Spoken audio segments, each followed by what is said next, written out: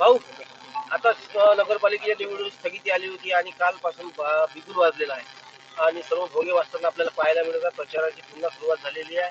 आता या निवडणुकी संदर्भात आपण पुढे जात आहे. आता काय आपली रणनीती राहणार आहे आणि काय नियोजन राहणार आहे निवडणुकीत?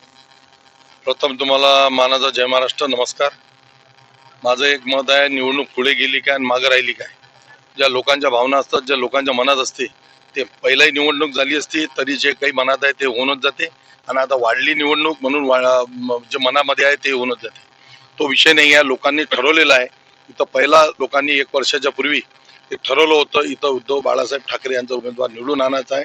त्या लोकांनी गजानन लवटे याला भरगच्च मतांनी निवडून दिलं आणि त्याला आमदार केलं. आता नगरपालिकेची जी निवडणूक आहे, दर्यापूर आणि अंजनगावची, दर्यापूरची निवडणूक झाली, अंजनगावची निवडणूक येत्या 20 तारखेला आहे. मी माझ्या मतदारसंघातील, माझ्या प्रभागातील हे लोक माझ्या घरी आमदार म्हणून माझ्या घरी आले असता मी यांना एक शब्द दिला होता की मी म्हणजे त्यावेळेस निवडणुकीचा विषय नव्हता. मी तुमच्या इकडे बऱ्याच दिवसापासून पाईपलाईन नाही आहे आणि बऱ्याच वर्षाचं तुमचं खूप जुनं लेआउट आहे आणि याच्यामध्ये रस्ते पण नाही आहे. तर मी रस्ते आणि तुमच्या पाण्याची सोय इथं या लोकांचं यांनी मिटिंग घेऊन मला हे म्हटलं होतं की बाबा आम्ही क्षारचं पाणी पिऊ पिऊ आम्हाला किडनीचे म्हणजे आम्हाला आजार सुरू आहे. म्हणजे इथल्या बिचाऱ्या माय बहिणी आमच्या लेडीज बोलल्या होत्या, माय माऊली बोलल्या होत्या. तर त्याच्यामुळे काय झालं, मी त्या दिवशी बोलता बोलता शब्द दिला होता की बाबा मी इथं पाईपलाईन, तुम्हाला पाण्याची पाईपलाईन, शहानूरची पाईपलाईन ही मी तुम्हाला टाकण्यास पुरेपूर मदत करणार आहोत आणि ते माझ्या निधीमधून मी करणार आहोत. तसंच आम्ही आमच्या चिलात्रे म्हणून आमचे ठेकेदार आहेत, त्यांना मी सरळ म्हणजे माझ्या स्थानिक निधीतून मी तो निधी टाकला. निधीचं पत्र वगैरे सगळ्या गोष्टी मी म्हणजे त्यांना दिल्या आहेत आणि शिवसाहेबांना या मुख्याधिकारी, माननीय मुख्याधिकाऱ्यांना हा विषय माहिती आहे. आणि महत्वाचं 8 ते 10 ठिकाणी बल्कि 12 ठिकाणी हे काम सुरू आहे. त्यातच हे काम हे पण काम करून घेण्यासाठी मी त्यांना म्हटलं आणि मागे पुढे तुमचा तो निधी मी तुम्हाला टाकणार आहे आणि तो मी हा निधी मी त्यांना टाकून दिला. आणि आपल्या कमुपुरा, नवगतजी, देशमुखपुरा, पोलीस स्टेशन, किल्ला शाळा, न्याजनगर, तुमचं आपलं सलीमनगर आणि आमचा बुधवारातला सागवान कॉलनी, उस्माननगर बुधवारा मध्ये आणि आता हे सहारा नगर. आता काय होते, माझं एक मत आहे, काम केलं, यांनी केलं, त्यांनी केलं नाही, पण निवडणुकीच्या तोंडावर आणि महत्वाचं मी या प्रभागातला, या मतदारसंघातला, दर्यापूर आणि अंजनगाव मतदार स्थानिक आमदार आहे आणि स्थानिक आमदाराला जो निधी मिळतो तो त्याच्या मतदारसंघात वापरण्याचा त्याला अधिकार असतो. तो त्यांना दर्यापुरातही वापरला तरी चालते, त्यांनी तो अंजनगावच्या विकासासाठी वापरला तरी चालते. आता दर्यापूरमध्ये पाण्याची टंचाई नाही आहे, पाण्याची कोणती समस्या नाही आहे. कोण्या भागामध्ये प्रभाग वाढल्यामुळे म्हणजे जे लोकसंख्या वाढल्यामुळे आणि जे हद्दवाढ झाली, त्या हद्दवाढमध्ये गायवाडीचा भाग तो दर्यापूर नगरपालिकेमध्ये आल्यामुळे तो तिथला भाग वाढला. तर त्याच्यामुळे तिकडे पाईपलाईनची व्यवस्था मी करणार आहे हे मी त्यांना सांगितलं आहे. असाच आता ह्या हद्दवाढीतला विषय नव्हता, हा पहिल्यापासूनचा विषय होता. सहारा नगरवासी इथंच आहेत, यांना मी जे शब्द दिला होता त्याच्यामुळे तो शब्द केला. ते आता आमचे ठेकेदार वगैरे इथेच आहे. पण आता कसं होते, मला सांगा, मी माझा निधी अचलपूरमध्ये नेऊन नाही टाकू शकत, तो माझा स्थानिक निधी आहे. मी माझा निधी मेळघाटमध्ये नाही टाकू शकत, मी माझा निधी अमरावतीत नाही टाकू शकत. माझा निधीची मर्यादा दर्यापूर आणि अंजनगाव क्षेत्र आहे आणि मला जो अधिकार भेटला आहे त्या अधिकाराच्या भरोशावर तो निधी मी टाकत असतो. आणि प्रत्येक आमदार 288 आमदार आहेत, त्याच्यापैकी त्यांचा निधी त्यांच्या मतदारसंघातच त्यांना टाकण्याचा अधिकार असते, दुसऱ्या ठिकाणी टाकण्याचा अधिकार नसते. नाही तर कोणी कोणताही निधी कुठं, हा मग आपले तुमचे जे आमदार आहे, विधान परिषदेचे आमदार किंवा राज्यसभेचे खासदार, हे यांचा निधी कुठेही टाकू शकतात. पण असा काही निधी कुठं काही आला नाही आहे आणि कोणीही काही श्रेय घेतलं. मी माझं विजन एक ठरवलेलं आहे, मला कोणा टीका टिप्पणी करायची नाही. लोक टीका टिप्पणी करतात, टीका टिप्पणीमध्ये याच्यावर आणि त्याच्यावर ताशेरे ओढल्यावर माझा भरोसा नाही आहे.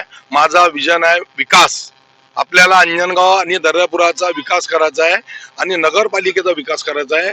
तिथले छोटे मोठे लोकांचे कामं करायचे आहे. इथले रस्ते बनले नाही. मी यांना शब्द दिला आहे.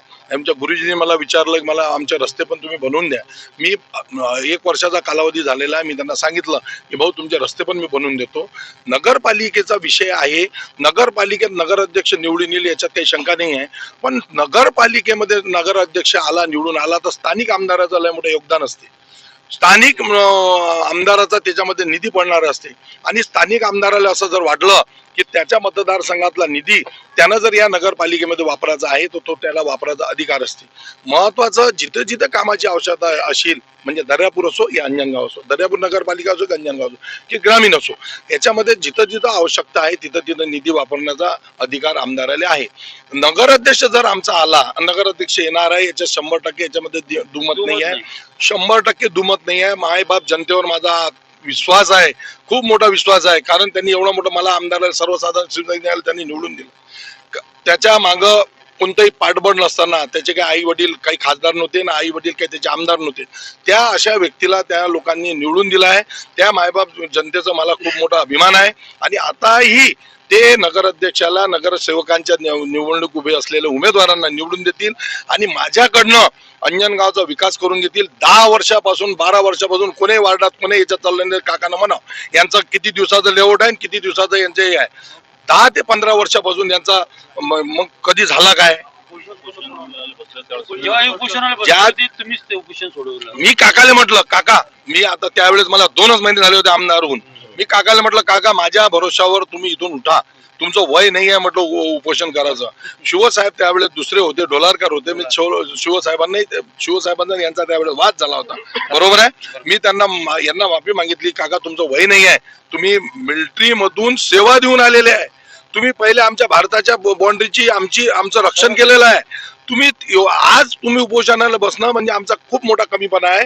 तुम्ही इथून उठा. यांनी माझा मान ठेवला आणि मी यांना म्हटलं होतं तुमच्या पाण्याची पण सोय लावी आणि तुमच्या रस्त्याची पण सोय नाही. 1 वर्षाचा हे झालेला आहे. मी विरोधातला आमदार आहे, तरीही मला कोणाकडून काय निधी आणायचा आहे काय नाही आणायचा हे मला अवगत आहे आणि मी तो आणणारच आहे. आणि मी हे पाईपलाईनची आता सुविधा हे दिसूनच राहिली, तुम्ही बघून घ्या, हे चालू आहे, हे निधीतलं काम आहे. मी आमच्या चिलादारांना सांगितलं की याच्या 70 लाख रुपयाचा निधी टाकलाय. 70 लाख रुपयाचा निधी टाकून अगर पुढे मला अधिक 50 लाख रुपयाचा निधी टाकायचा इथं काम पडली तर मी तो टाकीन. तो माझा स्थानिक अधिकार आहे. स्थानिक अधिकार हा माझा कोणी ओढून घेऊ शकत नाही. माझा निधी मी कोणी त्या भातकुली मतदारसंघात किंवा दर्यापूर आपल्या अचलपूर मतदारसंघात किंवा मुंबईला मी टाकू शकत नाही. तो माझ्या दर्यापूर आणि अंजनगावचा विषय आहे आणि तो स्थानिक आमदार म्हणून मी हाताळण्यास सज्ज आहे. लोकांच्या सोबत मी आहे. याच्यामध्ये कोणीही श्रेयवाद आणि हे वाद करण्यास काही मजा नाही आहे. मला एक प्रश्न काल विधिमंडळात आमदार रवी राणा यांनी आता बिबट्याने किती थैमान घातलेला आहे. आपण बघतो आहोत की अनेकांच्या बकऱ्या शेळ्या हे वगैरे खाऊन आले आणि माणसावर हल्ले झालेले आहेत. परंतु त्याचा बंदोबस्त न करता त्यांना घरामध्ये 4 बिबटे पाळण्याची परवानगी मागावी. या संदर्भात आपलं काय म्हणणं आहे? आता कसं आहे, मी त्या दिवशी सभागृहातच होतो. सभागृहात बोलताना ते बोलले की बाबा पाळीव प्राण्याचा दर्जा त्यांना मिळावा आणि बिबट्याला आपण पाळीव प्राणी म्हणून घरात पोसावं. आता तुम्हाला योग्य वाटते काय हा विषय? बिबट्या जर दुरून दिसला तर आपल्याला काय होते हे तुम्हाला माहिती आहे. मग मला असं म्हणायचं आहे की आता बिबट्याला जर पाळीव प्राणी करून ठेवायचं आहे आपल्याला, आता रवीजी सांगतील, आता त्यांना माझ्यापेक्षा जास्त अनुभव आहे, ते मोठे नेते आहेत आणि त्यांना म्हणजे माझ्यापेक्षा जास्त अनुभव आहे. मी त्यांच्या मागे राहून मला शिकायचं आहे थोडं थोडं. मला काही त्याच्यामध्ये जायचं नाही आहे. मला त्यांना जर बिबट्या पोचायचा असेल तर तो त्यांचा प्रश्न आहे. आमच्याकडे बाबा कुत्रे असतात, मांजरी असतात, आम्ही त्यांना पोचतो, ते घराचं रक्षण करतात. या कामाचं श्रेय कोण घेण्याचं काम करत आहे? नाही, ते मला एक मुलाखत दिसली होती. श्रेय मी तेच बोललो तुम्हाला की मला कोणाच्याही श्रेयवादात पडायचं नाही. मी एक घोड्यासारखी अशी टाप बांधलेली आहे. मला समोरचं दिसते, इकडचं दिसायची काही गरज नाही आहे. मला माझ्या मतदारसंघाचा विकास दिसून राहिला, माझ्या नगरपालिकेचा मला विकास करायचा आहे. कोणाच्या श्रेयवादात जायचं नाही आहे. असा या 50-70 लाख रुपयाचा निधी अगर आपण टाकतो आणि श्रेयवाद घेतो, काही मजा नाही आहे. आणखी मतदारसंघासाठी कोटीचा निधी आणणं आहे मला. मी 267 कोटीचा आमचा MDR झालेला आहे. गटर लाईन तयार आहे गटर योजनेचा. माझं असं मत आहे, मला दूरचा विचार करायचा है। लोकांनी मोठ्या भावनेनं मला निवडून दिला है। छोटे छोटे बात का विचार नहीं करने का है, बड़ा सोचने का है, बड़ा करने का है और लोगों के साथ में प्रामाणिक रहने का है। अगर मैं लोगों के साथ में गद्दारी या कुछ श्रेयवाद करूंगा ना, तो ऊपर वाला मेरे को कभी माफ नहीं करेगा। कुछ गरज नहीं है, काही गरज नाही आहे कोणासोबत श्रेयवाद करायची आणि कोणाचं आपल्याला श्रेय घ्यायची। जे माझं काम आहे ते माझा अधिकार आहे आणि मायबाप जनतेनं माझ्याकडून करून घ्यावं हा त्यांचा अधिकार आहे। ह्या मला त्यांनी मतास्वरूपी खूप मोठा आशीर्वाद दिलाय, तर ते माझ्याकडून काम करून घेतील, माझ्या घरी येतील। माझं घरही माहित आहे त्यांना, माझं ऑफिस माहित आहे त्यांना, गजानन लवटे कोण आहे लहानपणापासून लोक ओळखतात। त्याच्यामुळे मला श्रेयवादाच्या याच्यात पळायचं नाहीये। श्रेयवाद घेणार आहेत, मग आता श्रेयवादवाले कुठे गेले, कुठे आहेत ते? इथंच आता ठेकेदारी आहे, इथंच लोकही आहेत। आणि मी ज्या वेळेस ते सभा घेतली होती, मी ज्या वेळेस त्यांनी माझी मीटिंग घेतली होती, माझ्या घरी आले, गुरुजी माझ्या घरी आले, सर माझ्या घरी आले की बा आम्हाला पाण्याच्या याच्यातून तुम्ही काढा। मग त्यावेळेस कोण नाही आलं का? आता निवडणुकीचा पिरियड आहे, याच्यामध्ये लोकांना मतदान पाहिजे आणि लोक समजून आहे कोणाला मतदान द्यायचं आहे आणि कोण काम करणार आहे। मी जमिनीवरचा कार्यकर्ता आहे, 2 व्हीलरने इथपर्यंत आलो, 4 व्हीलर मध्ये नाही आलो, म्हणून मी जमिनीवरचा कार्यकर्ता आहे आणि मी यांना वचन देतो, यांच्यासाठी मी नेहमी जमिनीवरचाच राहील। यश लवटे निवडून येतील असं 100% यश लवटे येतील आणि त्याच्यासोबत राहणारे जे उमेदवार आहेत, जे उमेदवार उभे केलेले आहेत ते पण निवडून येतील। आणि महत्वाचं एक, यश लवटे या उद्देशाने निवडून येणार आहे कारण त्याचे वडील या ठिकाणी आमदार आहेत आणि लोकांना समजते की आमदाराचा जो निधी असते हा नगराध्यक्षाच्याही कामात पडू शकते आणि नगराध्यक्ष जर यश लवटे होते तर गजानन लवटे त्याचा निधी टाकण्यास कधी हयगय करणार नाही आणि या प्रभागाचा, या गावाचा, या मतदारसंघाचा विकास करण्यात कटिबद्ध राहील। यश लवटे लोकांना स्वीकारतात असं तुम्हाला वाटते? यश लवटे स्वीकार